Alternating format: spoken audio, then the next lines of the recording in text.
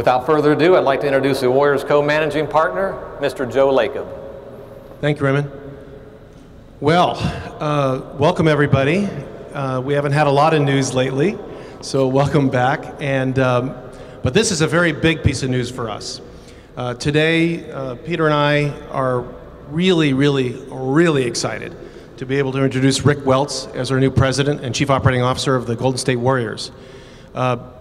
When we started last November, took over this team, we did an evaluation, as you know, said we're going to take 6 months or so, got through the basketball season, came to May, end of the season, started going through the basketball operation, making some changes, then went to the business side. It's a part that most of you don't see, of course. It's not sports, but it's really what's everything behind the scenes, and it's what makes this place click or not click. And we discovered it was going to be a lot of work. Peter and I spent a lot of time. We talked to a lot of people. We knew that people are the most important thing by far in an organization. And you have to have the right people, the right leadership.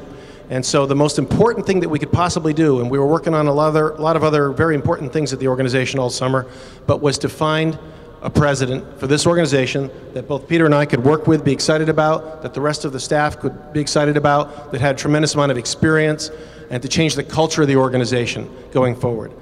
We had a list. We looked at, basically talked around and said, who are the 2 or 3 single best people in the entire world of sports that we could bring in to run what we want to be one of the greatest organizations in sports? And we know we have a ways to go, but we fully intend to do it. And so we talked around, we talked to everybody, we came up with the same 2 or 3 names. And Rick, you were on the list. He really was. He was one of the top 2 people on that list. He was not available. He was employed, as you all know. And Peter and I went down a couple of other paths. We're talking to other people all summer. And fortunately, about 2 weeks ago, I guess, roughly, we heard that Rick was leaving the Suns. And I immediately heard from Robert Sarver, who was the president of the the owner of the Phoenix Suns, called to say that, this is a guy that for personal reasons wants to move to the Bay Area or Northern California. He's highly recommended, and of course, everyone we talked to in the NBA and throughout all of sports said the same thing. I said, I'm going to pursue that right away, and we did. We immediately got in touch with Rick, and here we are, a very short time later. We managed to be persuasive and convince him to join us. I don't know that he expected to come back to work so soon. He can comment on that. But I want to here today officially welcome Rick as our new president and chief operating officer of the Warriors, and so very excited that I don't have to do all this and Peter doesn't have to do all this work on a daily basis, and that now Rick can do this. Thank you. I think that's extremely well said. 4 words changed the movie business a number of years ago in the 70s. And so it began. And so with Rick, and so it begins. So your theme song is da da da da da da. Go for it. Well, thank you. I've only been doing this for about 40 years, starting as a ball boy for the Seattle Supersonics, and I can tell you I don't think there was any morning that I woke up more excited about coming to work than I did today. For somebody who really has devoted their entire life to NBA basketball and knows, in their DNA how great a sport it is and what it can mean to a community, to have this opportunity at this stage of my life is really a dream come true. It's the ability to take what I've learned every day of my life and bring it to a situation. Everyone in the NBA, as I'm sure you know, looks at this franchise today as really the sleeping giant, not only in the NBA, but in our industry. And it all starts with ownership. And these guys are a little bit on the persuasive side. But the buzz out there outside of the Bay Area is that there's something happening here that is going to be very special. And the thing I like best about the time that we spent together and talking together is I never heard either one of these guys use the word good. The only way they would describe the organization they wanted to have was great. And for me, that's what I wanted to hear. It's certainly what I've observed from afar. I've been a a Warriors fan from a long time, from a distance. I mean, there are things that can't be replicated anywhere else in the country, I think, here. Wonderful history represented on the wall behind you. History of great fan support, extraordinary. It's legendary across the league how supportive these fans have been, even at times when the product on the court hasn't been exactly what they might have wanted to have had. The Bay Area itself, I mean, this is an extraordinary place. Who wouldn't want to live here? The corporate base that's here gives us every opportunity to be successful. Thanks for welcoming me here today. We had a great meeting with the staff this morning. Obviously, there have been a ton of changes within the organization that I've watched from afar. I think we really have an opportunity from this day forward to really start building something, as I said, that will be very, very special. So thank you very much. Fire away with questions. Again, please raise your hand. We'll have someone bring you a microphone. If you could identify yourself, that would be great. Sam Amick from SI.com. Rick, can you help bridge the gap a little bit more with some more detail between leaving Phoenix, coming here, and when the phone calls come, and your thinking in terms of when you thought maybe you'd get back to work again, and then how it ended up going? Well, I had made the decision with Robert Sarver that it was time for me to move on after 9 great seasons in Phoenix where we had a ton of success. I really felt for the first time in my life I had the opportunity to align my personal life with my professional life, and that was really going to be my goal. Northern California was going to be my destination. And then, and what I really think was an extraordinary gesture, my owner, Robert Sarver, picked up the phone and called Joe and just said, listen, Rick's really made the decision that he's going to move on. Northern California is really where he wants to be. I think it would be a terrific opportunity for you guys to speak. And really, it was a week ago Monday that we had pretty much a day together. It didn't take long to see that the vision of what could happen here was very much in alignment. I was kind of looking forward to a little time off, but at the same time, this opportunity wouldn't come along again. So I want to take advantage of it and take advantage of it right now. Rick, Scott Howard Cooper from NBA.com. You have someone with your credentials obviously could have taken some time and sifted through some offers. You even just said you jumped back into the business field faster than you expected. What specifically drew you to this opportunity as opposed to maybe waiting a while and see what else came along? Well, I think it's really that combination of factors I laid out at the beginning. It's the history of the NBA in this market, which is extraordinary. The level of fan support that historically has been here through good times and not good times. The Bay Area itself. I mean, I had a lot of relatives growing up in this area, had an opportunity to visit here a lot, loved it all the time. I'm a Seattle guy, I'm a West Coast guy, being back on the West Coast.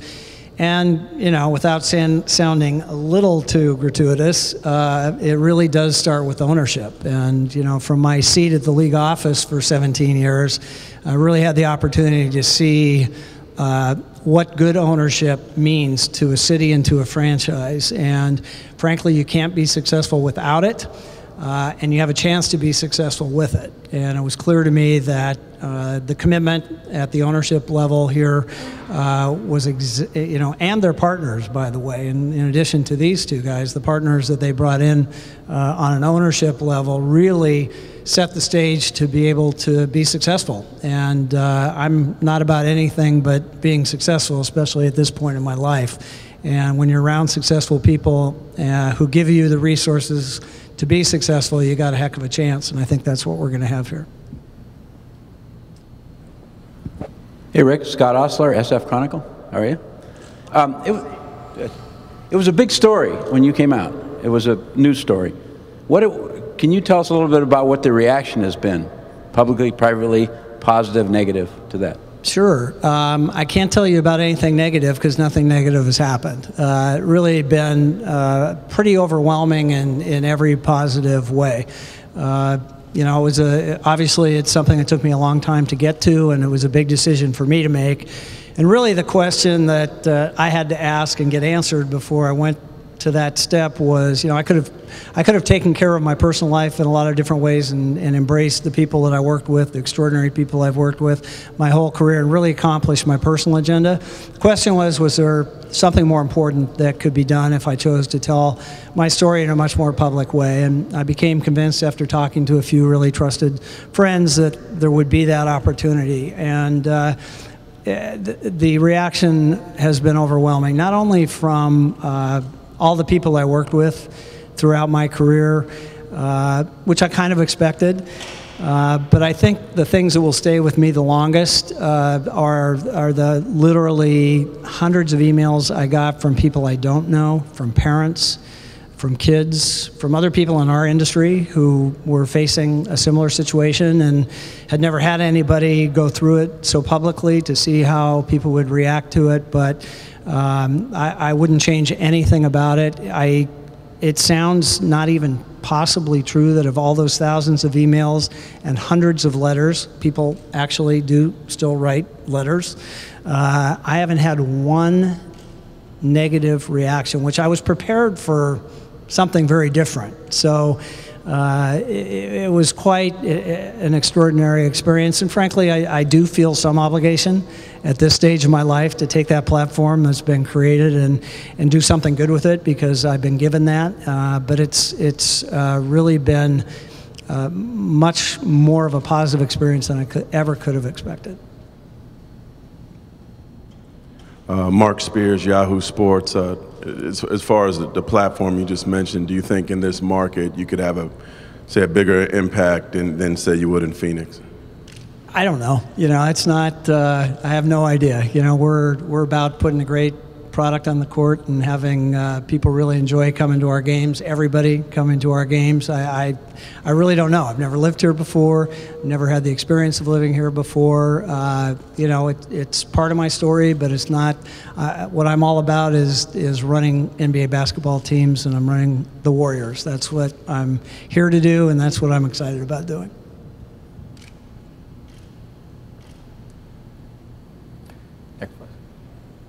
Monty Poole, Bay Area News Group. Could you talk a little bit about your discussions with both Joe and Peter and what they did specifically that made you feel so comfortable about taking the role that you're taking?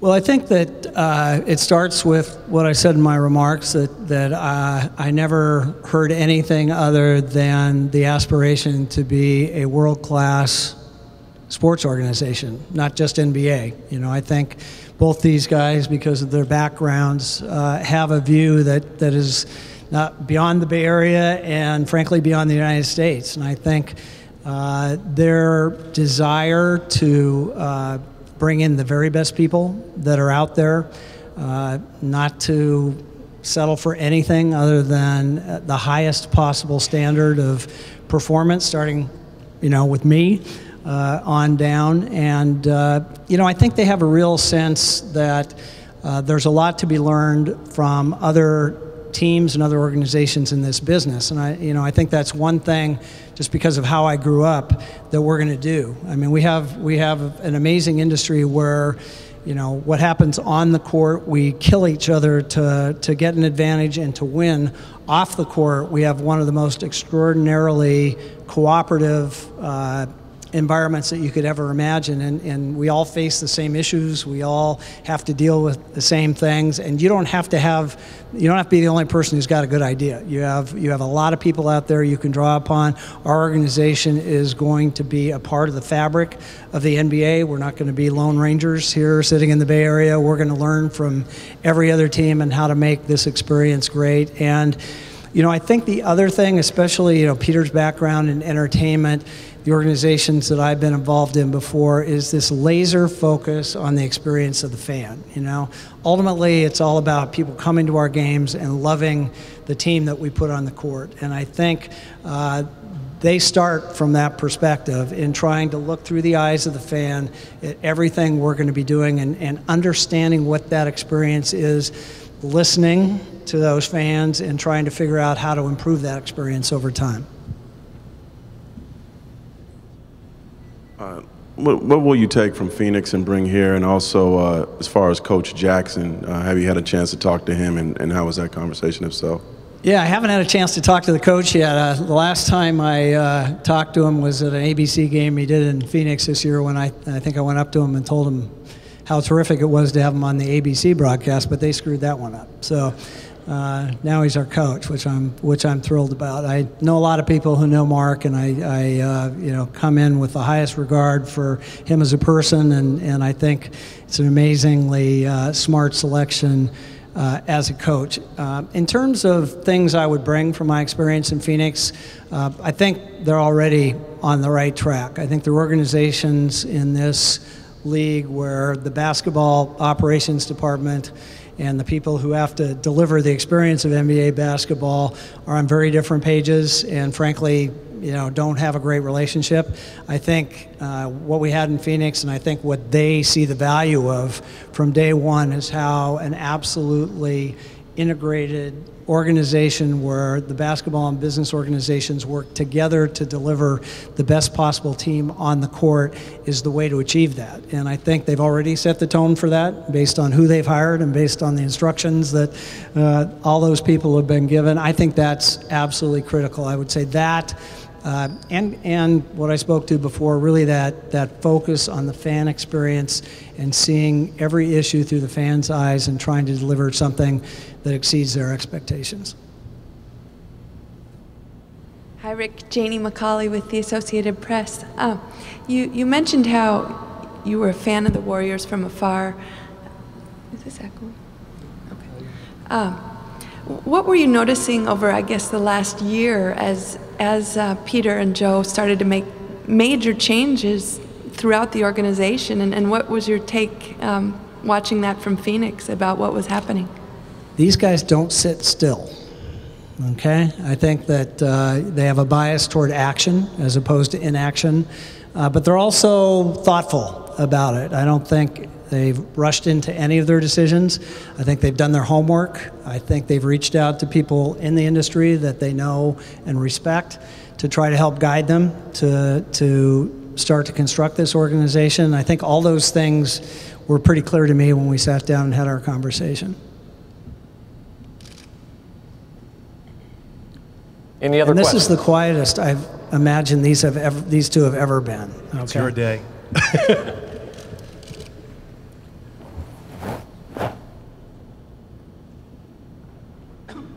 Roger Brigham, Bay Area reporter.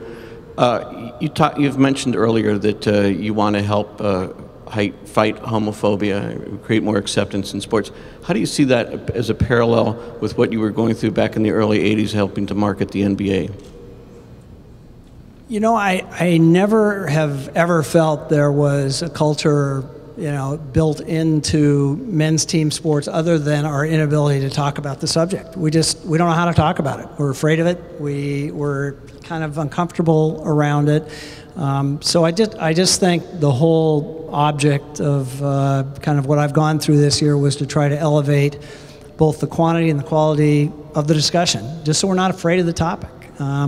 And I think that, I hope I've achieved a little bit of that. And I think there are organizations out there right now trying to create, safe atmospheres for kids in schools, for every kid, not, depending on who they are, where they come from. And I guess, the only other thing that I hope might have come from this that I feel from some of the cards and letters and emails that I got was just this notion that there's some kid out there who wonders whether or not they can follow their passion and be successful just because of who they are, and whether that's sports or whether that's movies or whether that's banking or whatever that is. I think just believing that who you are doesn't prevent you from achieving what you love in life is a message that I hope we all can send. Any other questions? Okay, we're going to do a quick photo op, then after that we'll break down into the group interviews. I'll get you gentlemen to stand up here for a second. We're going to remove the chairs.